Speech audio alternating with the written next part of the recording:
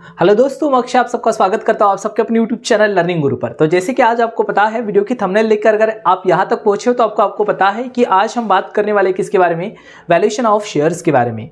तो सबसे पहली बात, आज के क्लास का जो टॉपिक है वो किन किन लोगों के लिए इंपॉर्टेंट है उनके बारे में बात करते हैं। तो ये टॉपिक बहुत सारे फाइनल ईयर के बच्चों के काम में आ जाता है, वैल्यूएशन ऑफ शेयर्स, और अच्छा खासा एग्जाम में आता है। 16 मार्क के लिए बड़े क्वेश्चन आ जाते हैं, 8 मार्क के लिए क्वेश्चन आता है, 4 मार्क के लिए भी क्वेश्चन आ जाता है। देखिए, वीडियो को चालू करने से मैं आपको पहले बता दूं कि पूरा कंप्लीट वैल्यूएशन ऑफ शेयर में पढ़ाऊंगा, और करीबन इसकी मैं आपके लिए कम से कम 6 पार्ट बनाऊंगा। कितने पार्ट बनाऊंगा? 6 पार्ट बनाऊंगा, और हर एक पार्ट में क्वेश्चन होगा। इस वाले पार्ट में भी थियोरेटिकल के साथ साथ आपको एक क्वेश्चन क्या करवाऊंगा, मैं यहाँ पर सॉल्व करवाऊंगा। तो ये अंडरस्टैंडिंग रखिए कि आपके पेपर में आने वाले मार्क्स, न्यूमेरिकल जो मार्क्स होंगे वो कंप्लीट कवर होंगे, आपको कहीं जाने की जरूरत नहीं है। तो चलिए, ये तो हो गई हमारी बातें तो होते रहेंगी टाइम के साथ साथ। चालू करते हैं वैल्यूएशन ऑफ शेयर से। अगर मैं आपसे पूछता हूँ वैल्यूएशन मतलब क्या है, तो मैंने पूछा आपसे एक सिंपल सा क्वेश्चन, आपकी वैल्यू क्या है? तो आप बोलोगे तो हमें खरीदने वाला कौन है जो हमारी वैल्यू पता चलेंगी। तो वैल्यूएशन का मतलब होता है किसी की कीमत से। तो हम बात करेंगे किसकी कीमत के बारे में? शेयर्स की। जब शेयर्स की कीमत लगाई जाती है तो उसे क्या कहा जाता है? Valuation of share. जैसे एक कंपनी का शेयर है तो उसकी कीमत जब हम कैलकुलेट करेंगे तो उसी को क्या नाम देंगे हम? वैल्यूएशन ऑफ शेयर नाम देंगे। आगे चलते हैं हम और बात करते हैं कि अब ये वैल्यूएशन ऑफ शेयर, मैं शेयर की कीमत का कैलकुलेशन करूं तो क्यों करूं, किन सिचुएशन में मैं शेयर का कैलकुलेशन करता हूं। तो शेयर का कैलकुलेशन करने की कुछ सिचुएशन है जो हमारे पास यहां पर है। जैसे पहली सिचुएशन है at the time of amalgamation. अब जब अमलगमेशन होता है तब वैल्यूएशन ऑफ शेयर की जरूरत पड़ती है। अब आपके दिमाग में क्वेश्चन आया होगा, अमलगमेशन यानी क्या होता है? जब दो कंपनियां होती है जो एक साथ मिलकर काम करती है तो उसे क्या कहा जाता है? अमलगमेशन कहा जाता है। जैसे मान के चलो, दो कंपनियां थी, पहले तो एक थी राधा और एक क्या थी, एक कंपनी थी, क्या थी, मतलब ये ऑनर है उनके, समझ के चलो, और ये थी श्याम कंपनी। कितनी कंपनियां थी? दो, एक राधा और एक कौन सी कंपनी थी? श्याम। और इन दोनों ने अपनी कंपनी को बंद करवा दिए और इन्होंने एक कंपनी बना दी है राधे श्याम। क्या बना दी है इन्होंने? राधे श्याम। तो जब दो कंपनियां बंद होती है और कोई तीसरी कंपनी चालू होती है तो उसे क्या कहा जाता है?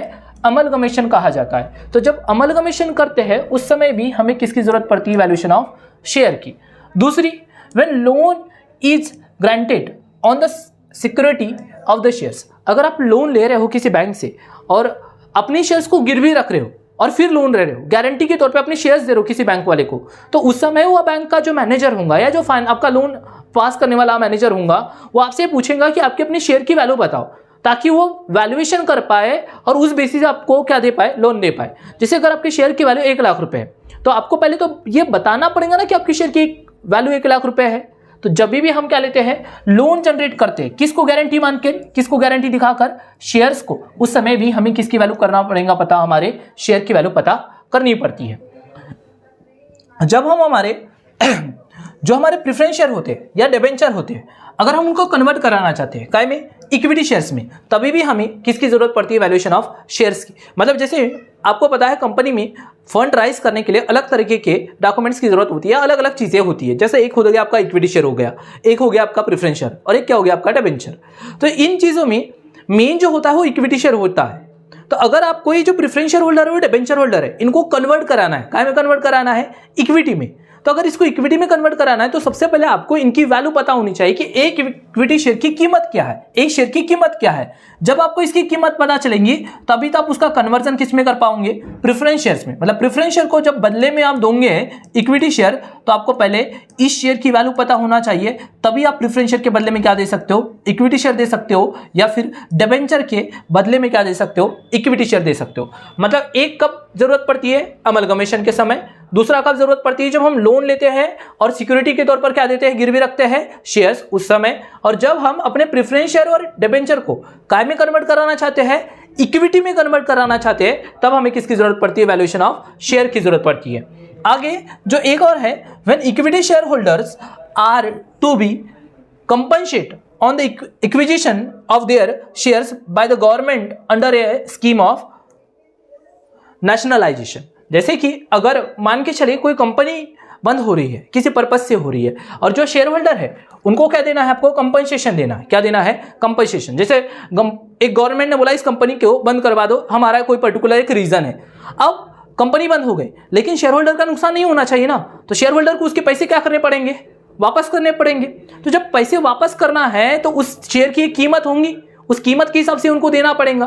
तो जब कोई कंपनी बंद भी होती है ना, उस समय भी किसकी जरूरत पड़ती है, हमें वैल्यूएशन ऑफ शेयर की जरूरत पड़ती है। तो बोलने का मतलब ये कि हमने 4 समय हम क्या करते हैं, वैल्यूएशन ऑफ शेयर करते हैं। एक अमलगमेशन के समय, जब दूसरा लोन लेते हैं काय के ऊपर शेयर्स को गिरवी रख के, तब तीसरा जब हम अपने प्रेफरेंशियल होल्डर को या डिबेंचर होल्डर को काय में कन्वर्ट करना चाहते हैं, डिबेंचर्स को इक्विटी में कन्वर्ट करना चाहते हैं तब, और जब आपकी कंपनी बंद होंगी और आपको शेयर होल्डर को कंपनसेट करना है, उस समय भी आप वैल्यूएशन ऑफ शेयर का क्या करते हो, यूज करते हो। तो इन केस में क्या किया जाता है, वैल्यूएशन ऑफ शेयर का यूज किया जाता है। आई होप आपको इतनी बात समझ में आ गई होंगी।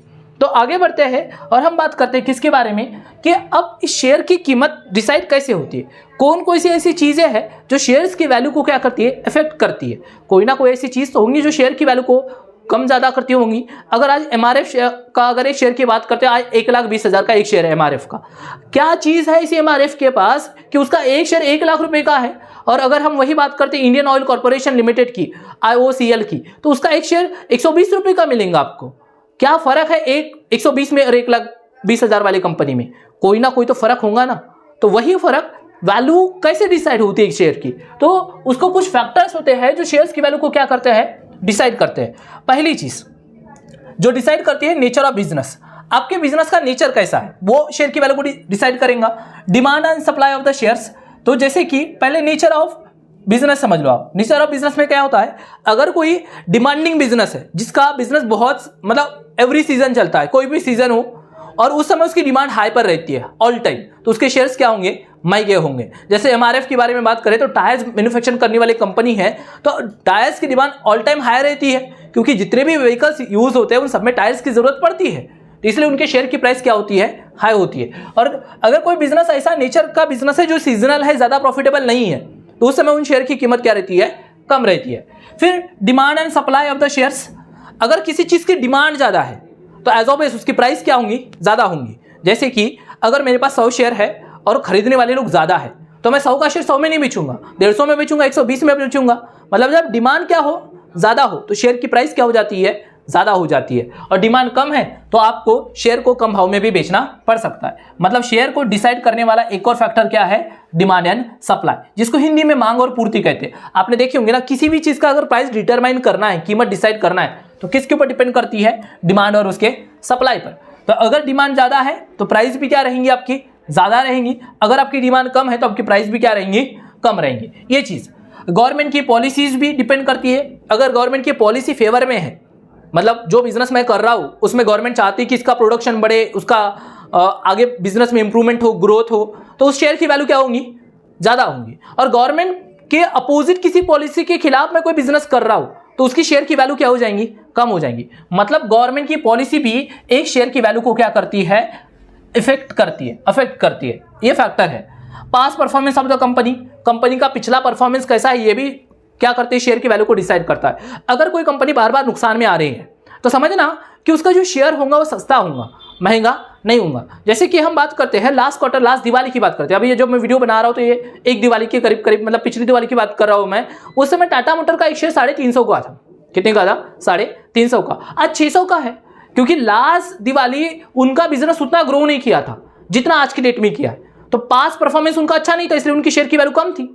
लेकिन अभी उनका लास्ट दिवाली से लेके इस दिवाली तक का परफॉर्मेंस अच्छा है, इसलिए उनकी शेयर की वैल्यू क्या है, ज्यादा है। तो किसी कंपनी का अगर पास परफॉर्मेंस अच्छा हुआ तो उसकी वैल्यू क्या होती है, ज्यादा होती है। और अगर किसी कंपनी का पास परफॉर्मेंस अच्छा नहीं है तो उसकी वैल्यू क्या होंगी, डाउन होंगी शेयर्स की। तो ये भी एक चीज इंपैक्ट करती है। Growth prospect of the company, company की ग्रोथ के बारे में क्या सोचती है वो भी मैटर करता है। फिर मैनेजमेंट ऑफ द कंपनी, अगर किसी कंपनी का मैनेजमेंट अच्छा है तो हो सकता है उनकी शेयर की वैल्यू पिक पर रहेंगी, और किसी कंपनी का मैनेजमेंट अगर डाउन हो तो हो सकता है उसकी जो शेयर्स की प्राइस रहेंगी वो क्या रहेंगी, कम रहेंगी। फिर इकोनॉमिक क्लाइमेट, ये भी बड़ा मैटर करता है। देखो देश के अंदर क्या होता है, ये हर एक कंपनी को मैटर करना पड़ता है कि अगर देश की सिचुएशन ही क्राइसिस वाली है तो शेयर्स की प्राइसेस क्या रहेंगी, डाउन रहेंगी। मतलब वैल्यूएशन ऑफ शेयर क्या हो जाएगा, कम होगा। लेकिन अगर इकोनॉमिक क्लाइमेट बड़ा पीक पर है, देश की ग्रोथ हो रही है, इकोनॉमिक ग्रोथ हो रही है, जीडीपी बढ़ रही है, तो शेयर्स की जो प्राइजेस होंगी क्या होंगी, ऑल टाइम हाई पर रहेंगी। जैसे आपको पता है अभी G20 समिट इंडिया में हुआ, तो उस समय इंडिया में बहुत सारे फॉरेन लोग आ गए। जैसे आप वर्ल्ड कप भी ले लो, वर्ल्ड कप में भी बहुत सारे लोग बाहर से इंडिया में आ रहे हैं ना, तो टूरिज्म ले लो, होटल इंडस्ट्री ले लो, हर एक बिजनेस क्या हो रहा है, बढ़ रहा है। इसलिए हमारा जो इंडेक्स था निफ्टी जिसे कहा जाता है वो 20,000 तक टच कर गया था। रीजन क्या था, हमारा इकोनॉमिक क्लाइमेट क्या था, अच्छा था, मतलब हमारे देश की परिस्थिति अच्छी थी, इसलिए शेयर्स की भी कीमतें क्या थी, हाई थी। मेजॉरिटी स्टॉक जितने भी शेयर्स थे उन सब थे अपने पूरे लाइफ टाइम हाई पर थे, उन्होंने अपने लाइफ टाइम का हाई बनाया। क्यों बनाया ऐसा, क्योंकि इकोनॉमिक क्लाइमेट अच्छा था, इसलिए शेयर्स की प्राइस क्या थी, ज्यादा थी।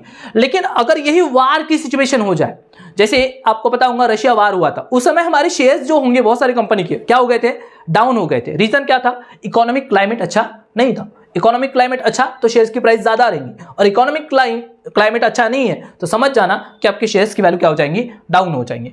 अक्यूमुलेटेड रिजर्व, अगर किसी कंपनी के पास अच्छा खासा पैसा पड़ा हुआ है अक्यूमुलेटेड रिजर्व से, तो उसके शेयर्स के भाव ज्यादा होते हैं, और किसी कंपनी के पास अगर रिजर्व कम है, पैसा नहीं है, तो उनके शेयर के भाव क्या रहेंगे, सस्ते रहेंगे। फिर नेक्स्ट है हमारा प्रोस्पेक्ट ऑफ द बोनस और राइट इशू। देखिए ये भी होता है कि अगर बोनस इशू और राइट इशू अच्छा है तो कंपनी के शेयर का भाव बढ़ जाता है, और नहीं है तो घट जाता है। डिविडेंड डिक्लेयर कंपनी करती है या नहीं करती, ये भी शेयर को अफेक्ट करता है। जैसे क्या होता है, जो शेयर होल्डर होता है वो रिटर्न के तलाश में होता है। अगर कोई कंपनी ऐसी जो बोनस देती है, राइट इशू देती है या डिविडेंड देती है, तो शेयर होल्डर क्या करता है, उनकी चीजों को और खरीदने की कोशिश करता है, मतलब वो शेयर हैवी डिमांड में रहता है। तो जब हैवी डिमांड हो गई तो एज ऑफ ए शेयर की प्राइस क्या हो जाती है, हाई हो जाती है। तो ये सब चीजें एक शेयर की वैल्यू को क्या करती है, डिसाइड करती है। तो ये वो फैक्टर्स है जो शेयर की वैल्यू को क्या करते हैं, डिसाइड करते हैं। सभी बच्चों को मैं बताना चाहूंगा कि पेपर में जो न्यूमेरिकल क्वेश्चन आता है तो उसका और होता है। जैसे नागपुर यूनिवर्सिटी के अगर पर्टिकुलर हम बात करते हैं तो पहला जो क्वेश्चन होता है 8 मार्क का होता है, बी क्वेश्चन होता है न्यूमेरिकल होता है 8 मार्क के लिए, और उसके और में आता है सी क्वेश्चन। तो किसी बच्चे से अगर 16 मार्क का क्वेश्चन नहीं बन पाता एनी हाउ, पर अगर आप मेरे से पढ़ोगे तो 16 मार्क का क्वेश्चन बन जाएगा, ये मेरी गारंटी है, ठीक है। अगर एनी हाउ को ऐसा बच्चा है जो मेरी पूरे क्लास अटेंड नहीं कर पाया और पेपर आ गए, तो 8 मार्क के लिए अगर लिखना चाहे तो वो लिख सकता है, क्योंकि पेपर में क्वेश्चन आता ही है। बताइए, बोलता है ऐसे कौन से फैक्टर्स है जो वैल्यूएशन ऑफ शेयर को क्या करते हैं, अफेक्ट करते हैं। तो ये सब फैक्टर आप लिख सकते हो। इनका जो एक्सप्लेनेशन दिया हूं मैंने वो भी आप अपने पेपर में लिख सकते हो, और आराम से अपने 8 मार्क क्या कर सकते हो, सिक्योर कर सकते हो। तो चलिए ये बात हो गई इसके बारे में। अब मैं आपको लेके चलता हूं हमारे मेन मुद्दे की तरफ। तो वो मेन मुद्दा है हमारा वैल्यूएशन ऑफ शेयर का। तो वैल्यूएशन ऑफ शेयर के 3 मेथड्स है। कितने मेथड है वैल्यूएशन ऑफ शेयर के, कितने मेथड है, 3 मेथड है। पहला है हमारा नेट असेट्स मेथड। कौन सी मेथड है, नेट असेट मेथड। दूसरी जो मेथड है वो आपकी कौन सी है, यील्ड मेथड। और तीसरी जो है आपकी कौन सी मेथड है, फेयर वैल्यू मेथड। अगर आपसे कोई भी पूछता है कि कितने तरीके के शेयर की वैल्यूएशन की मेथड है, तो आपको बड़ा सिंपल सा आंसर देना है, भैया 3 है। एक कौन सा, नेट असेट्स, दूसरा कौन सा, यील्ड वैल्यू मेथड, और तीसरा कौन सा, फेयर वैल्यू मेथड। ये तीनों क्या है, हमारी मेथड्स है वैल्यूएशन ऑफ शेयर के। मतलब अगर किसी शेयर की कीमत क्या है यह पता करने के लिए 3 चीजों का यूज किया जाता है, नेट असेट्स का, दूसरा किसका, हमारा यील्ड वैल्यू का, और एक किसका, आपका फेयर वैल्यू का। इन तीनों मेथड का क्या करते हैं, अपन यूज करते हैं। तो आज के क्लास का एजेंडा हम क्या रखेंगे, बस नेट असेट्स मेथड से वैल्यूएशन ऑफ शेयर कैसे करें, ये हमारा आज के क्लास का क्या होगा, मेन मुद्दा होगा। तो हम क्या करते हैं, जो नेट असेट्स होता है उसको निकालने के लिए पहले इसका फॉर्मूला समझ लेते हैं और इसको हम बात करते हैं अच्छे से। सबसे पहले इसको में अगर मुझे वैल्यू निकालना है तो क्या फॉर्मूले यूज करने पड़ेंगे। तो सबसे पहले मुझे निकालना पड़ता है नेट असेट्स। क्या निकालना पड़ता है, नेट असेट। तो नेट असेट्स कैसे निकाली जाएंगी, तो जो असेट्स होती है कौन सी वैल्यू पर, मार्केट वैल्यू पर लिखते हैं। कौन सी वैल्यू पर लिखते हैं, मार्केट वैल्यू पर। और उसमें से क्या माइनस करेंगे, हमारी एक्सटर्नल लायबिलिटीज माइनस करेंगे। प्रेफरेंस शेयर होल्डर का क्या करेंगे, डिविडेंड माइनस करेंगे। और प्रेफरेंशियल शेयर कैपिटल भी रही तो उसको भी क्या करेंगे, कैपिटल को भी क्या कर देंगे, माइनस कर देंगे। और जो भी अमाउंट बचती है, amount available for equity share holder, उसको रखेंगे। बोलने का मतलब ऐसा है इसका कि जो असेट्स होती है कंपनी की, क्या होती है, असेट्स होती है। उस असेट्स में से एक्सटर्नल लायबिलिटीज क्या किए जाते हैं, माइनस की जाती है। और बाद में इसी में से जो हमारा प्रेफरेंशियल कैपिटल होता है, प्रेफरेंशियल कैपिटल होता है, और जो डिविडेंड होता है उसको भी क्या किया जाता है, माइनस किया जाता है। तो जो बचता है ना उसको नाम क्या दिया जाता है, amount available for equity share holder. Amount available for equity share holder, amount available for equity share holder. Don't worry, अभी मैं बस आपको ये थोड़ा सा बता रहा हूं बैकग्राउंड, ठीक है। अभी मैं आपको इसका क्वेश्चन करवाऊंगा और ये सब कुछ अच्छे से लिख के दूंगा, आप उसका टेंशन मत लीजिए। तो क्या हुआ, असेट्स में से क्या माइनस करेंगे, एक्सटर्नल लायबिलिटीज माइनस करेंगे, फिर प्रेफरेंशियल कैपिटल माइनस करेंगे, और क्या माइनस करेंगे, डिविडेंड माइनस करेंगे। तो क्या आएगा हमारा, amount available for equity share holder. तो आप मेरे साथ बोलिए, अगर मुझे amount available for equity share holder निकालना है तो कैसे निकालूंगा, पहले असेट्स लूंगा। कौन से वैल्यू पे लूंगा, मार्केट वैल्यू पर। कौन से वैल्यू पर लूंगा, मार्केट वैल्यू पर। उसमें से अपनी एक्सटर्नल लायबिलिटीज क्या कर दूंगा, माइनस, प्रेफरेंशियल कैपिटल क्या करवा दूंगा, माइनस, और उनके ऊपर दिया जाने वाला डिविडेंड भी क्या करवा दूंगा, माइनस। तो जो बचेगा उसको क्या नाम दूंगा, amount available for equity share holder. और जब मुझे वैल्यू निकालना हुआ, अगर एक शेयर की वैल्यू निकालना हुआ मुझे, तो जो फॉर्मूला लगाऊंगा वो क्या होगा, amount available for equity share holder. क्या होगा, amount available for equity share holder, और उसको अपॉन करूंगा, किससे अपॉन करूंगा, नंबर ऑफ इक्विटी शेयर से। किससे इंटू करूंगा, नंबर ऑफ इक्विटी शेयर से। जैसे ये सब बातें मैं आपको अब इस नए पेज में समझाता हूं। अगर आपको नेट असेट्स निकालना है, क्या निकालना है आपको, नेट असेट्स निकालना है, तो आपको क्या करना पड़ेगा, सभी असेट्स लेना है। क्या लेना है, असेट्स लेना है। लेकिन कौन से असेट्स लेना, तो ये सब असेट्स लेना आप टेंजिबल वाले। क्या लेना, टेंजिबल वाले, tangible assets at market value, tangible assets at market value, MV मतलब मार्केट वैल्यू, वो लेना। और इसमें से आप माइनस करना, क्या माइनस करना, एक्सटर्नल लायबिलिटीज। क्या माइनस करना, एक्सटर्नल लायबिलिटीज क्या कर देना, माइनस कर देना। तो जो भी वैल्यू आएंगी, जो भी वैल्यू आएंगी उसमें से आपको और भी दो चीजें माइनस करना है। एक आपको माइनस क्या करना है, preference share capital.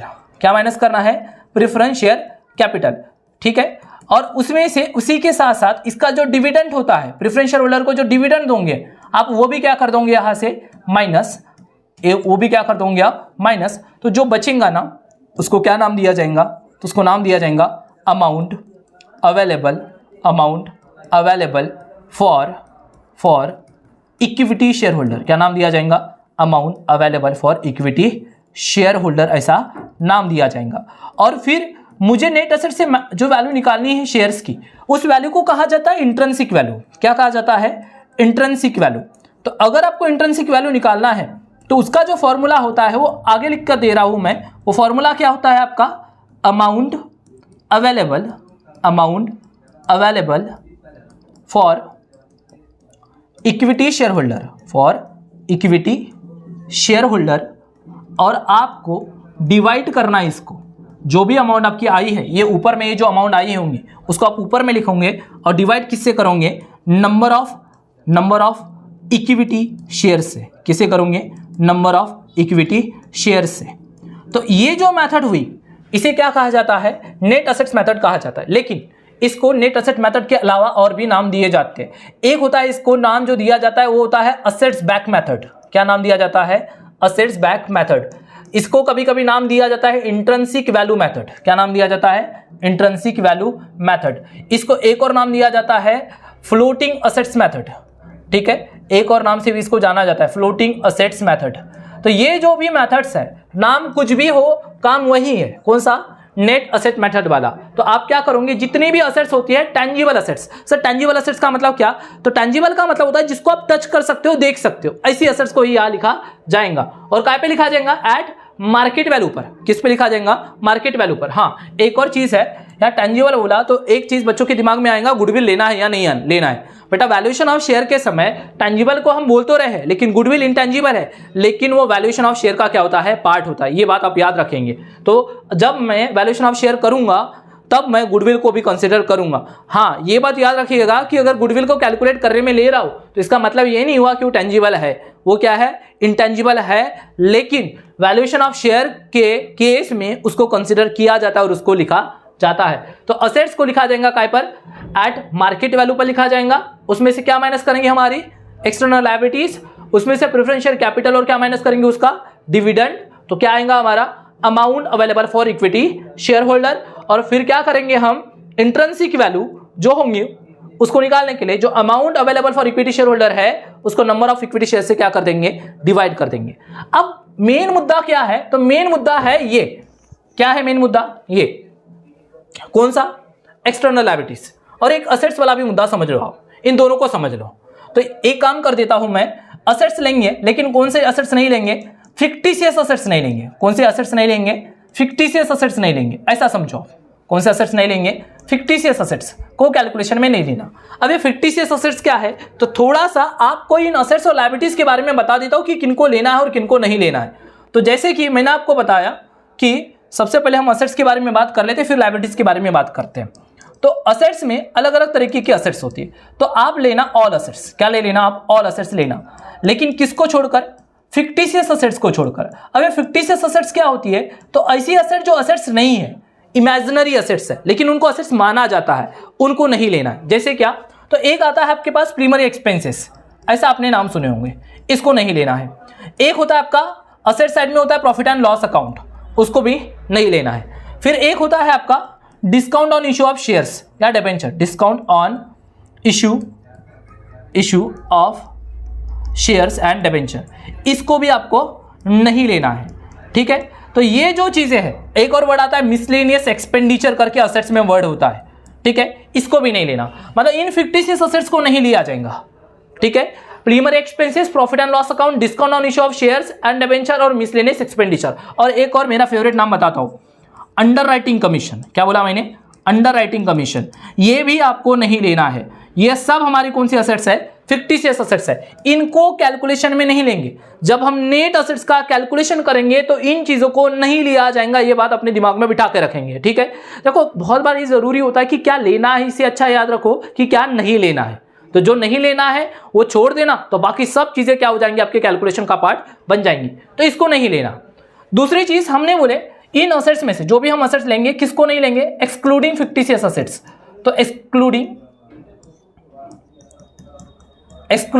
Fictitious assets, इनको नहीं लेना है, इन चीजों को नहीं लेना है, बाकी सभी असेट्स को हम ले लेंगे। दूसरी चीज ये हमने बोले कि एक्सटर्नल लायबिलिटीज को लेना है। किसको लेना है? एक्सटर्नल लायबिलिटीज को।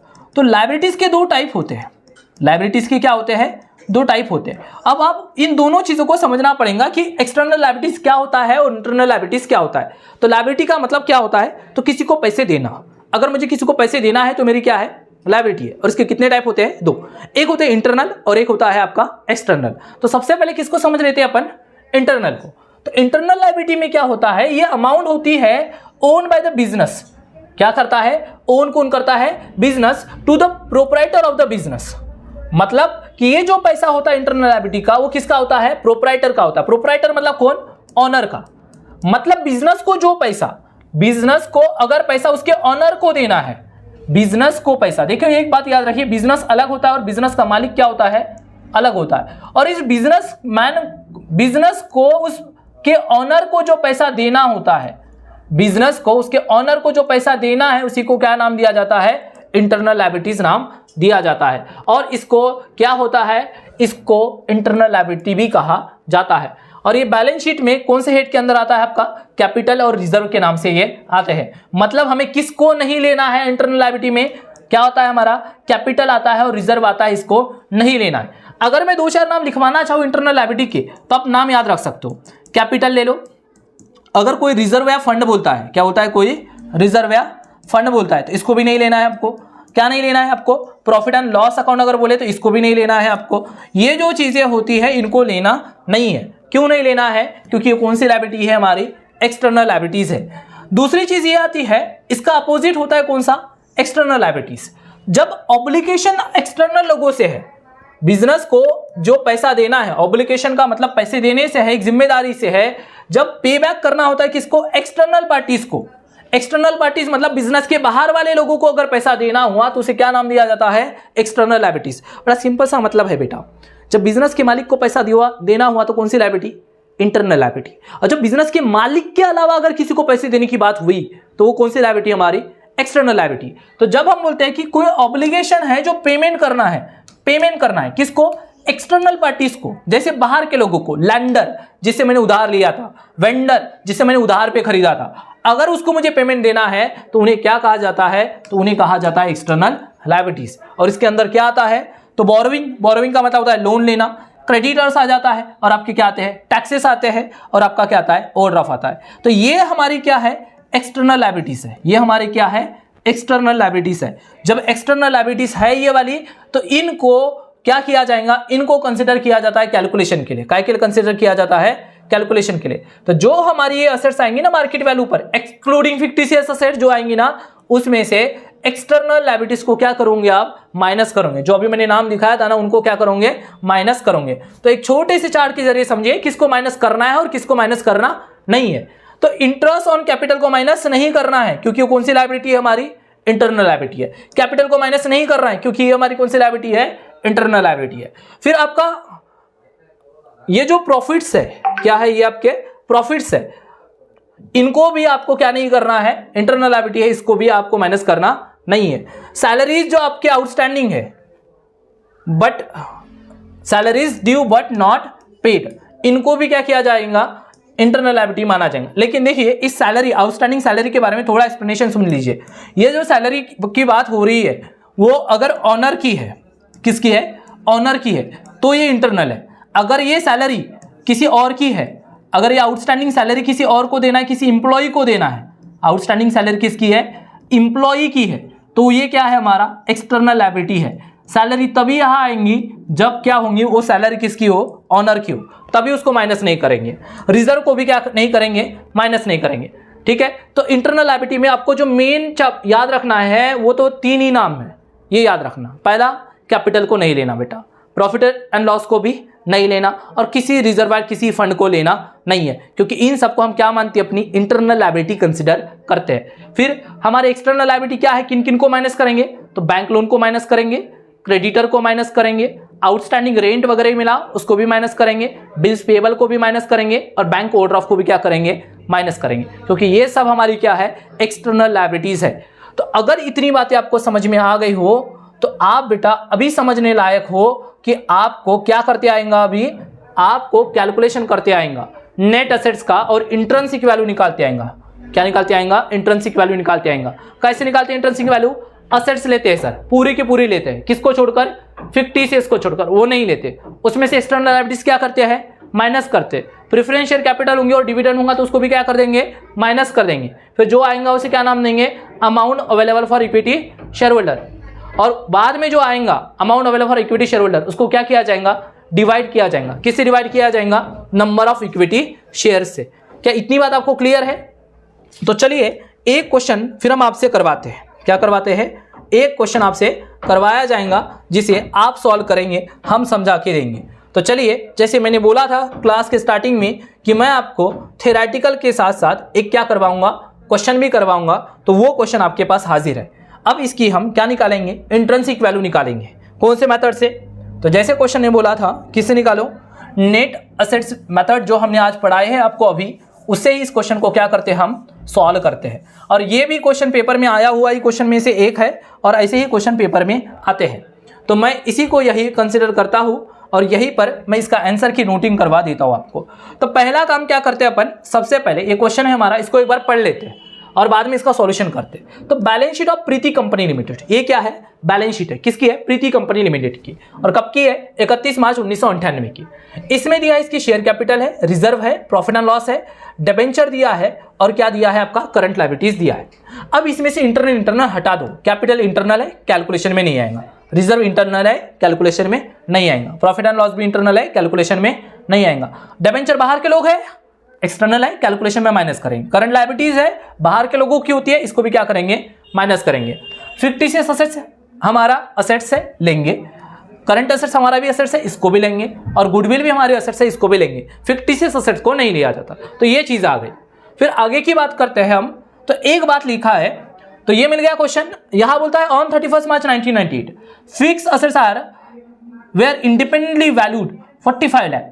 तो जो फिक्स असेट्स थी, पहले कितनी की थी फिक्स असेट, 45 लाख की, सॉरी 50 लाख की, अभी कितनी की बन गई, 45 लाख की। मतलब अब फिक्स असेट की जो नई वैल्यू आई है वो कितनी है, 45 लाख। तो पुरानी वाली लूं कि नई वाली लूं, तो नई वाली लेंगे, क्योंकि हमने बोले थे ना all assets at market value, मतलब मार्केट वैल्यू पर, ये मार्केट वैल्यू हो गई। फिर गुडविल कितना लेना है, 5 लाख। पहले गुडविल कितनी की थी आपकी, 4 लाख की थी, अभी कितना लेंगे उसको, 5 लाख। अब सर इस फिक्स असेट के बारे में बता दिया, इस गुडविल के बारे में बता दिया, इस करंट असेट्स के बारे में कुछ नहीं बताया कि इसको लू ना, तो इसको लेंगे, और काय पे लेंगे, उसकी बुक वैल्यू पर। मतलब कितना था, 20 लाख था ना, तो कितना लिया जाएगा, बस 20 लाख।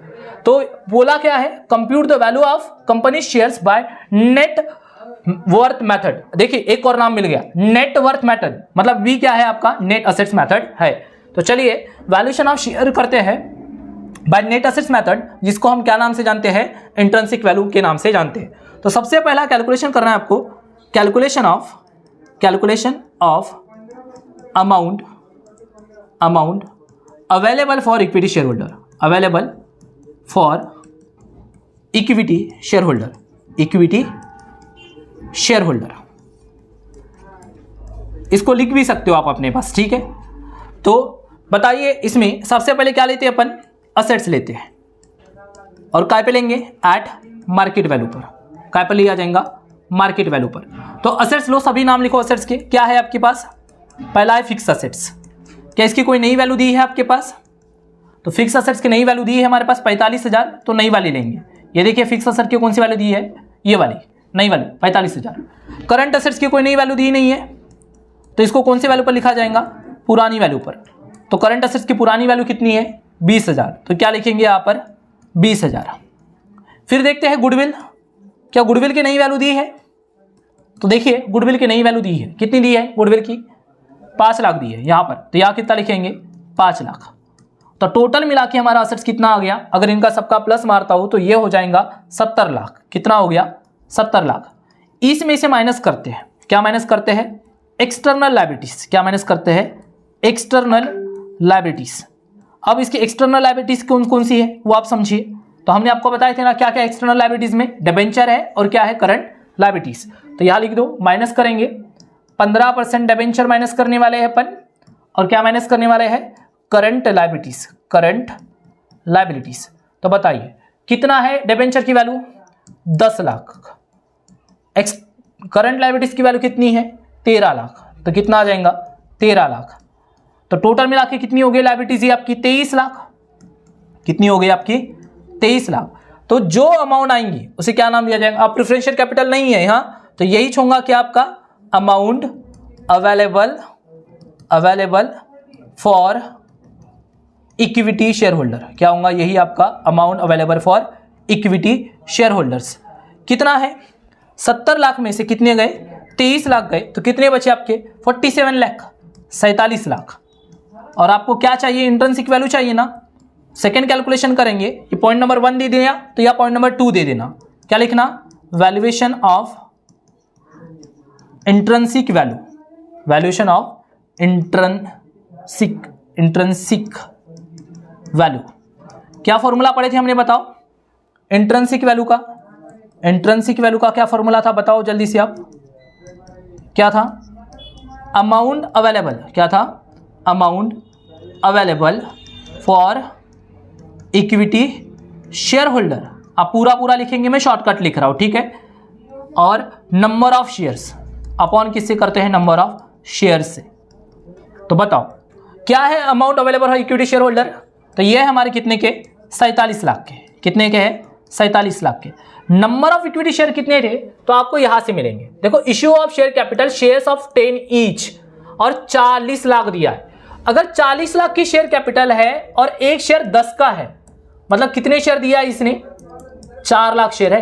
कितने शेयर है, 4 लाख शेयर। तो जितनी शेयर कैपिटल होती है ना, और जितने का शेयर होता है उससे क्या कर दिया जाता है, डिवाइड किया जाता है। तो कितना आंसर आ गया, 4 लाख। तो इस 47 लाख को आप कितने से डिवाइड मार लो, 4 लाख से डिवाइड मार लो, तो आपका क्या निकल के आएगा, इंट्रिंसिक वैल्यू निकल के आएंगी। और ये काम कौन करेगा, आप करोगे, और कमेंट्स में बताओगे कि इसकी इंट्रिंसिक वैल्यू क्या आई है। तो जैसे मैंने आपसे प्रॉमिस किया था, मैंने आपको क्या बता दिया, एक सिंगल वीडियो में पूरा बेसिक समझा दिया नेट एसेट्स का, और एक क्वेश्चन भी क्या करवा दिया, मैंने सॉल्व करा दिया। उम्मीद करता हूं कि ये पूरे क्वेश्चन जितनी भी बातें थी वो आपके समझ में आ गए होंगी। फिर भी कोई डाउट होता है तो आप मुझे कमेंट के जरिए बताइए, नेक्स्ट वीडियो में मैं इसको कवर कर लूंगा। तो इस वीडियो में इतना ही रखते हैं, मिलेंगे हमारे नेक्स्ट वीडियो में, तब तक के लिए पढ़ाई करते रहिए।